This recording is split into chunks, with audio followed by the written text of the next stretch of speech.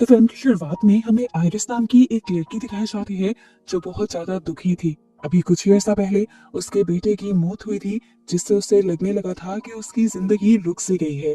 उसके दिमाग में अजीबोगरीब ख्यालात आने लगे थे। एक अंधेरी रात में जब सब सो रहे थे तो वो एक छोटी सी नाइफ अपने पॉकेट में डालती है और एक कार लेकर घर से निकल जाती है। सुबह होने पर वो कुछ पहाड़ों के पास आई जहाँ पर उसके बेटे को दफनाया गया था। अपने बेटे से वो कुछ इमोशनल बातें कहती है, अब अपनी लाइफ से खुश नहीं। वो चलते हुए पहाड़ी के किनारे पे आ जाती है और वहां से जंप करने ही वाली होती है कि यहाँ पर एक आदमी आ जाता है। वो समझ गया था कि आइरिस अपने आप को खत्म करना चाहती है। उसको बचाने की और उसके माइंड को चेंज करने की वो कोशिश करता है और उससे बातें करना शुरू कर देता है। वो उसे बताता है कि मेरा नाम रिचर्ड है। वो उसे कहता है मैं तुम्हें रोकूंगा नहीं, बस मैं तुमसे मिलने से पहले दो चार बातें करना चाहता हूँ। वो उसे एक लड़के की कहानी सुनाता है जो बहुत ही जिंदा दिल था। उसे कार्स में और हर उस चीज में इंटरेस्ट था जो किसी भी जवान लड़के की जिंदगी में एक्साइटमेंट ला सकता था। लेकिन फिर एक दिन जब वो अपनी फ्रेंड के साथ जा रहा था तो उसकी कार का एक्सीडेंट हो गया। वो तो बच गया लेकिन उसकी फ्रेंड मारी गई और इस सदमे ने उसको कई महीनों तक जकड़े रखा। लेकिन जब वो उससे वापस आया तो उसने रियलाइज किया कि उसकी फैमिली उससे बहुत प्यार करती है और उसके ठीक होने का इंतजार कर रही थी। उसे तब एहसास हुआ कि वो अपनी लाइफ को रोककर कितना गलत कर रहा था। वो आइरिस से कहता है इस कहानी का मकसद बस इतना बताना है कि कोई भी मरना नहीं चाहता, बस कुछ कमजोर लम्हे हमें यहाँ तक ले आते हैं। अब तुम चाहो तो मर सकती हो, मैं जा रहा हूँ। ये कहने के बाद वो चला गया लेकिन उसकी बातें आइरिस पे असर कर गई थी। उसने भी मरने का इरादा छोड़ा और वापस अपनी गाड़ी की तरफ मुड़ गई। यहाँ जाकर उसने देखा कि रिचर्ड ने गाड़ी उसकी बिल्कुल साथ ही पार्क की हुई थी, जिसकी वजह से वो अपनी गाड़ी का दरवाजा भी नहीं खोल पाई। अब रिचर्ड अपनी गाड़ी से एक अम्ब्रेला लेते हुए उसके पास आया। वो उसे कहता है मैं तुम्हारी मदद करता हूँ दरवाजा खोलने में। यहाँ आइरिस को एक बात अजीब लगी कि वो इतनी धूप में भी अम्ब्रेला लेकर क्यों आया था। वो इस अम्ब्रेला से आइरिस के ऊपर हमला कर देता है और पता चलता है ये एक इलेक्ट्रिक अम्ब्रेला थी, जिससे आइरिस को बुरी तरह शॉक लगा और वो वहीं पर बेहोश होकर गिर गई। उसे थोड़ा बहुत जो होश था उससे उसे बस ये महसूस हो रहा था कि रिचर्ड उसके हाथ पांव बांध रहा है, जिसके बाद वो उसे उठाकर अपनी गाड़ी में फेंक देता है। होश आने पर आइरिस रिचर्ड से बात नहीं करती बल्कि होशियारी दिखाते हुए अपनी स्मार्ट वॉच से अपने हस्बैंड को कॉल करने की कोशिश करती है और ये चीज रिचर्ड को पता चल जाती है और वो उसे कहता है जितनी भी कोशिश कर लो यहाँ कोई सिग्नल नहीं है, तुम किसी को मदद के लिए नहीं बुला पाओगी। अब इस आइडिया ने तो उसके काम किया नहीं था, तभी उसके दिमाग में एक दूसरा आइडिया आता है। उसने रात में अपनी पॉकेट में एक नाइफ भी रखी थी। वो चुपके से उसे निकालती है और उससे अपने हाथों की टाई को काटने की कोशिश करती है। इस दौरान आवाज भी हो सकती थी तो वो कॉन्टिन्यूस रिचर्ड से बातों में लग रही। अपने हाथों को आजाद करवाती ही वो बिना वक्त जाया किए रिचर्ड के ऊपर भी हमला कर देती है। उसके हमला करने से रिचर्ड की कार का बैलेंस भी खराब होता है और उनका एक दरख्त से टकरा कर एक्सीडेंट हो जाता है। इस एक्सीडेंट पे दोनों को चोटें आई थी। वो यहाँ पे भी रिचर्ड से बचना चाहती थी। वो फौरन सीट बेल्ट की हेल्प से रिचर्ड का गला दबाने की कोशिश करती है लेकिन रिचर्ड अपने आप को बचा लेता है। आइरिस एक तीसरी मर्तबा उसके ऊपर हमला करती है जिसकी वजह से ये दोनों ही गाड़ी से एक झटके से बाहर निकलती हैं। आइरिस ने रिचर्ड के ऊपर अब चाकू ताना हुआ था तो रिचर्ड ने कहा मैं क्या तुम्हें बेवकूफ लगता हूँ कि इतनी आराम से मैं तुम्हारे सामने खड़ा हूँ। असल में मैंने तुम्हें एक इंजेक्शन लगा दिया है जिसकी वजह से 20 मिनट के अंदर अंदर तुम्हारी पूरी बॉडी पैरालाइज हो जाएगी। चलना फिरना भागना तो क्या तुम बोल भी नहीं पाओगी और इतने टाइम में तुम जो कुछ करना चाहती हो कर सकती हो। रिचर्ड की बातों ने अब उसे सच में बहुत ज्यादा डरा दिया था।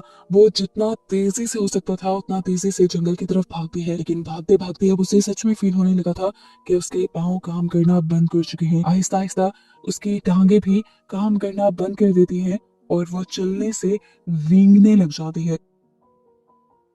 रिचर्ड भी अब उसे ढूंढता हुआ उसके करीब आ गया था। उससे बचने के लिए वो एक दरख्त की छाल के नीचे छुप गई जहाँ से उसके ऊपर कीड़ियां चढ़ने लगी और डर से उसने चीख मार दी और ऐसे रिचर्ड को उसका पता चल गया। अपने आप को रिचर्ड से बचाने के लिए वो किसी तरह अपने आप को घसीटते हुए एक नदी के अंदर बहा लेती है। रिचर्ड दूर से आवाज लगाता है कि ये तुम गलत कर रही हो, तुम तैर नहीं पाओगी, डूब जाओगी, मर जाओगी। लेकिन आइरिस उसकी बातों को अनसुना कर देती है।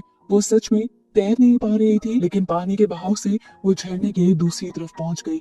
यहाँ से किनारा पास था। उसने देखा कि उसके पास सिर्फ 1 मिनट था पूरी बॉडी पैरालाइज होने में। अपनी पूरी ताकत लगाते हुए वो किनारे तक आई। सामने उसे एक फार्म हाउस दिखा उसने अपनी पूरी कोशिश की उस फार्म हाउस तक पहुंचने की, लेकिन उससे पहले ही वो गिर गई। वो अब ना चल पा रही थी, ना हिल पा रही थी, ना बोल पा रही थी। जो उसके कंट्रोल में था सिर्फ आंख हिलाना। काफी देर यहाँ पड़ी रहने के बाद एक बूढ़ा आदमी जो यहाँ इस फार्म हाउस में काम कर रहा था, वो उसे नोटिस कर लेता है। वो उसे पूछता है तुम्हें क्या हुआ, लेकिन आइरिस उसे कोई जवाब नहीं दे पाती। अब ये ओल्ड मैन उससे छोटे छोटे सवाल करता है, जिस तरह क्या तुम मुझे सुन पा रही हो, क्या तुम मुश्किल में हो, क्या तुम्हें मदद चाहिए।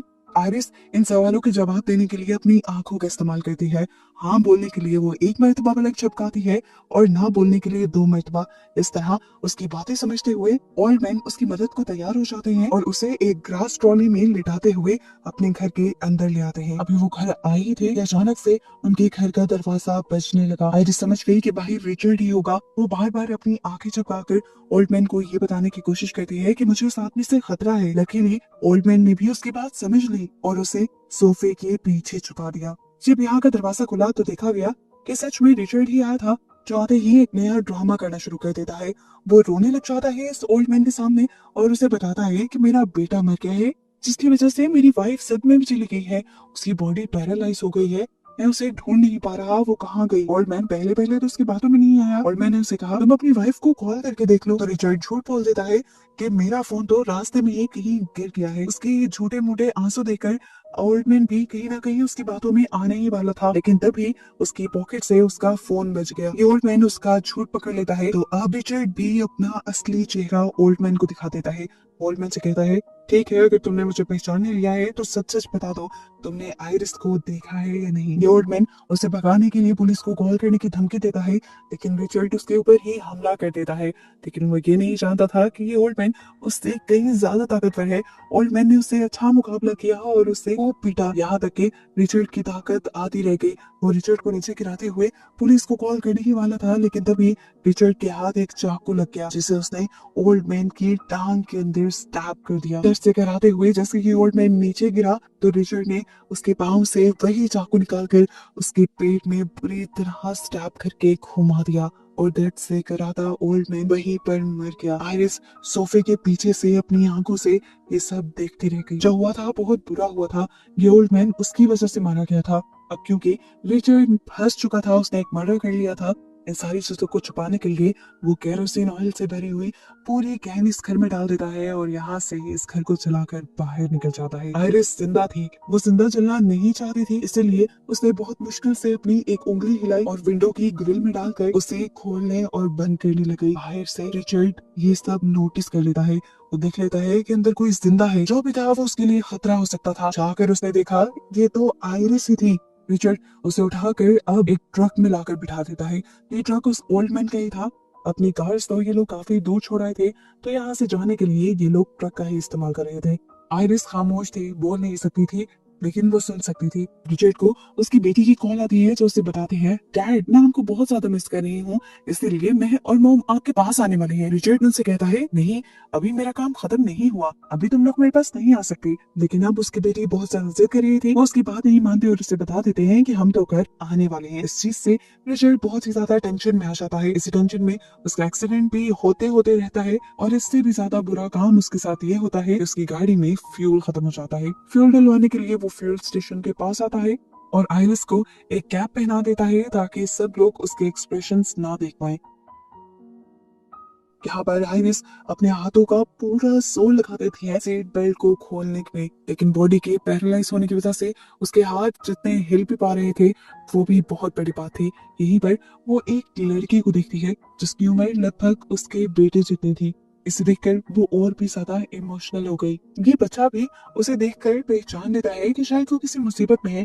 इससे पहले कि वो आइरिस से कुछ पूछ पाता, उस बच्चे की मॉम उसे आकर यहाँ से ले जाती है। ये औरत पहचान गई थी कि यहाँ पर आइरिस के साथ कुछ तो गड़बड़ है, इसीलिए उसने पीछे से पुलिस को भी कॉल कर दी और इस गाड़ी का नंबर भी उन्हें बता दिया। वो अब कार को ड्राइव करते हुए वहीं पर लेकर आया था जहाँ पर उसने अपनी कार को पार्क किया हुआ था। वो इस कार को वापस अपने घर की तरफ लेकर जाना चाहता था, लेकिन इससे पहले कि ऐसा करता, यहाँ पर पुलिस ऑफिसर आकर उसकी गाड़ी को रोक लेता है और उसे बताता है कि उसकी गाड़ी के बारे में एक कंप्लेन आई है। रिचर्ड बड़ी कॉन्फिडेंस से उसे कहता है नहीं, आपको कोई गलत फहमी हुई है, यहाँ पे सब नॉर्मल है, मैं बस अपनी वाइफ के साथ ट्रिप पर आया हूँ। तो ऑफिसर कहता है ठीक है, क्या मैं आपकी वाइफ से बात कर सकता हूँ। आइरिस की शक्ल देखकर बच्चा भी कह सकता था कि उसके साथ कोई गड़बड़ थी, रिचर्ड ऑफिसर से कहता है कि वो बस ड्रंक है, इसीलिए वो ऐसी हरकतें कर रही है। इनकी बातों के दौरान किसी तरह आयरिस भी विंडो को नीचे करने में कामयाब हो जाती है। ऑफिसर ये देखते हुए उसके पास जाते हैं तो वो अपनी पूरी बॉडी का जोर सिर्फ हल्की आवाज में ये कहने में लगा देती है कि हेल्प मी, और यहाँ पर सारी कहानी पलट जाती है। पुलिस ऑफिसर को वो इंजेक्शन भी उस ट्रक पे मिल जाता है जिससे रिचर्ड आयरिस को पैरालाइज कर रहा था, और ऐसे उसे समझ आ जाती है कि रिचर्ड ने आयरिस को किडनैप किया हुआ था। इससे पहले कि वो उसे रेस्क्यू कर लेता, रिचर्ड को भी समझ आ गया कि गेम सारी पलटने वाली है।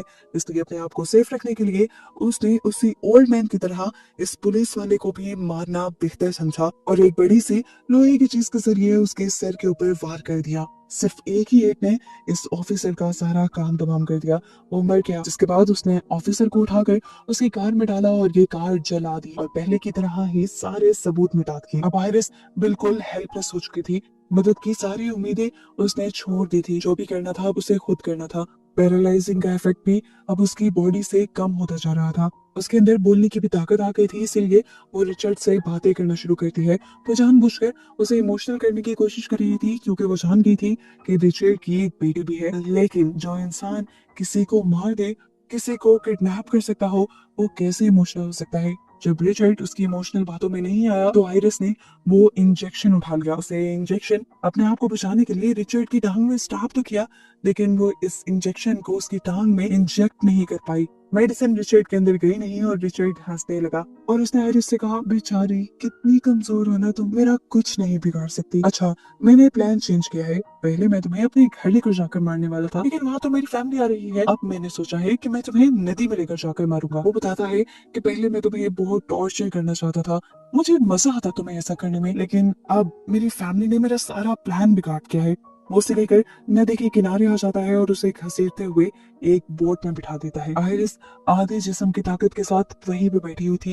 वो अपने आप को बचाने के लिए अभी भी कुछ ना कुछ सोच ही रही थी कि तभी उसे रिचर्ड की बैग में एक चाकू नजर आता है और उसके दिमाग में एक नया आइडिया आ जाता है। वो यहाँ रिचर्ड के सामने रोने का ड्रामा करती है और रिचर्ड से कहती है कि मेरी पेन की पॉकेट में मेरे बेटे की फोटो है, मैं उसे आखिरी मर्तबा देखना चाहती हूँ मरने से पहले। क्या तुम मेरी पॉकेट से वो पिक्चर निकाल दोगी? रिचर्ड हंसा, लेकिन वो उसकी ये बात मानने को तैयार हो गया। उसके करीब आया और जैसे ही वो नीचे झुका तो आयरिस ने बिना बख्साया किए उसके पीछे से चाकू बाहर निकालकर उसकी गर्दन से नीचे की तरफ से मुंह के अंदर स्टैब कर दिया। दैट्स वे वो पागल होने लगा। आयरिस को मारने के लिए उसने अपनी गन निकाली, लेकिन आयरिस ने उसकी गन ही छीन ली और उसी को शूट कर दिया, जिसकी वजह से वो पानी के अंदर गिर गया। आयरिस खुश थी, उसने अपने दुश्मन को मार दिया, एक किलर को उसने मार दिया। उसकी जान अब बच गई थी, लेकिन शायद मुसीबत अभी टली नहीं थी क्योंकि उसने देखा जिस बोट पे वो इस टाइम थी उस बोट में गोली लगने की वजह से सुराख हो चुका था और पानी तेजी से बोट के अंदर भर रहा था, जिसकी वजह से आयरिस भी इसी के अंदर डूबने लगी। वो हिल नहीं सकती थी, कुछ कर नहीं सकती थी क्योंकि आधी बॉडी उसकी अभी तक पैरालाइज थी। लेकिन अच्छी बात ये हुई कि बॉडी के पैरालाइज होने की वजह से वो किसी मुर्दा लाश की तरह ऊपर आ गई और कुछ ही देर में उसकी बॉडी जैसे ही नॉर्मल हुई तो वो तैरते हुए किनारे तक पहुंच गई। वो हंसने लगी थी, उसे यकीन नहीं आ रहा था कि उसने अपने आप को एक साइकोपैथ किलर से बचा लिया था। वो खुश थी, यहाँ से जाने ही वाली थी कि उसने देखा कि रिचर्ड भी दूसरे किनारे से बचकर बाहर निकल आया है। वो उसे देखने के लिए उसके पास जाते हैं। वो अभी जिंदा था लेकिन जख्मी था, अपनी आखिरी सांसें ले रहा था। आयरिस चाहती तो पुलिस को बुला सकती थी, लेकिन उसने अपना बदला लेना था। वो उसे वहीं पर तड़पता मरता छोड़कर यहाँ से चली आती है और मूवी यहीं पर खत्म हो जाती है।